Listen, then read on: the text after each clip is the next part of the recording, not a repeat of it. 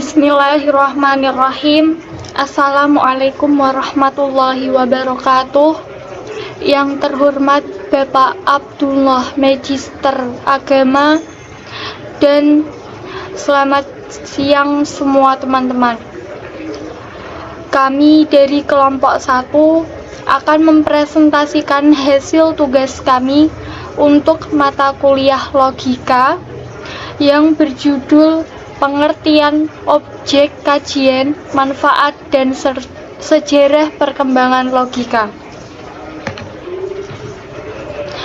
Sebelumnya, izinkan saya memperkenalkan anggota kelompok 1. Dimulai dari saya, nama saya Alina Fuadiyah, NIM 122. Dan selanjutnya ada Dewi Lestari, NIM 112. Dan ada juga Bayu Satrio, NIM 133. Di dalam presentasi ini, saya akan menjelaskan tentang pengertian logika. Pengertian logika secara umum. Logika adalah ilmu pengetahuan yang mempelajari aturan-aturan dan cara berpikir serta mengatur penelitian hukum-hukum akal manusia, yang mana hasilnya dapat menyampaikan pikiran atau pikiran mencapai kebenaran serta mengetahui mana yang salah. Dan pengertian logika dalam bahasa Arab yaitu ilmu mantik dari kata dasar natako yang berarti berbicara atau berucap. Sedangkan ilmu pengertian logika secara etimologi yaitu berasal dari bahasa Yunani logos yang berarti kata atau pikiran yang benar. Di sisi lain mengatakan logika berasal dari bahasa Latin yakni kata logos yang berarti perkataan atau sabda.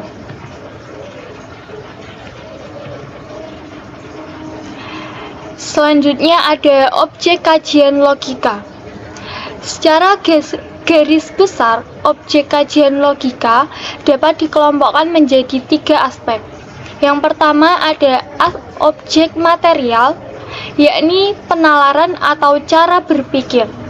Yang kedua ada objek formal, yakni hukum, prinsip, dan juga asas. Dan yang ketiga ada produk, yaitu konsep proposisi yang diekspresikan dalam bentuk ungkapan lisan atau tulisan. Saya, Dewi Lestari, NIM 112, ingin menjelaskan tentang manfaat mempelajari logika secara umum dan sejarah logika pada zaman Yunani kuno. Manfaat mempelajari logika secara umum: 1. Membantu manusia berpikir lurus, efisien, tepat, dan teratur untuk mendapatkan kebenaran dan menghindari kekeliruan. 2. Mendidik manusia bersikap objektif, tegas, dan berani, yaitu suatu sikap yang dibutuhkan dalam segala suasana dan tempat. 3. Melakukan kekuatan akal, pikiran, dan perkembangannya dengan latihan dan selalu membahas dengan metode-metode berpikir. 4. Dapat meletakkan sesuatu tepat pada tempatnya dan melaksanakan pekerjaan tepat pada waktunya. Sejarah perkembangan logika. 1. Abad Yunani kuno. Logika sebagai ilmu di Yunan pada abad ke-5 sebelum Masehi oleh ahli-ahli filsafat Yunani kuno. Pada waktu itu, orang-orang Yunani mulai kritis terhadap sekitarnya dan mulai memikirkan segala sesuatu yang ada di sekitarnya. Merekalah yang berusaha keras menganalisis dan menyusun kaidah-kaidah berpikir agar terhindar dari kesalahan dalam membuat kesimpulan. Tercatat sebagai pencetus pertamanya adalah Socrates, kemudian dilanjutkan oleh Plato dan disusun dengan rapi sebagai dasar filsafat oleh Aristoteles. Itulah penyebabnya beliau dinyatakan sebagai guru pertama dari ilmu pengetahuan.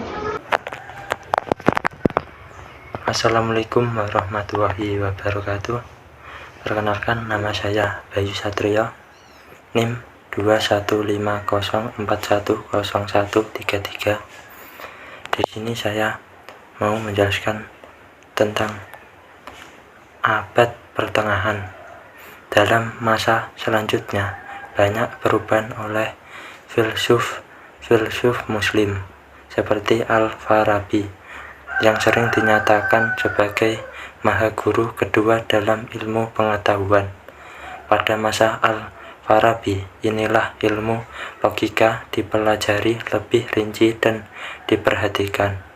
Di antara tokoh-tokoh logika atau ilmu mantik yang dicatat oleh para pakar adalah Abdullah ibnu al-Muqafah, Yakub ibnu Ishaq al-Kindi, Ibnu Sina, Abu Hamid al-Ghazali, Ibnu Rashid al-Qurtubi, Abu Ali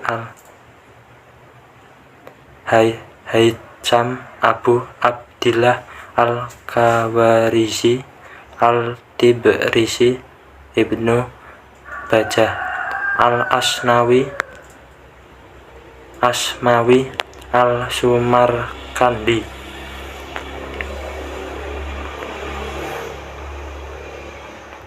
C. Abad modern. Thomas Hobbes (1754-1704). Meskipun mengikuti tradisi Aristoteles, tetapi ajaran-ajarannya didominasi oleh paham nominalisme, yaitu pikiran yang dipandang sebagai suatu proses manipulasi tanda-tanda verbal, dan mirip operasi yang dipandang sebagai sesuatu proses manipulasi tanda-tanda verbal dan mirip operasi matematik. Logika deduktif silogistik Aristoteles dan masih menunjukkan ada tanda-tanda induktif mendapat tantangan masih hebat dari Perancis Bacon dengan logika induktif murninya dalam Novum Organum, juga dari René Descartes dalam Discourse de méthode sebagai logika deduktif murni. Terima kasih. Sekian yang bisa saya sampaikan. Kurang lebihnya saya minta maaf. Wassalamualaikum warahmatullahi wabarakatuh.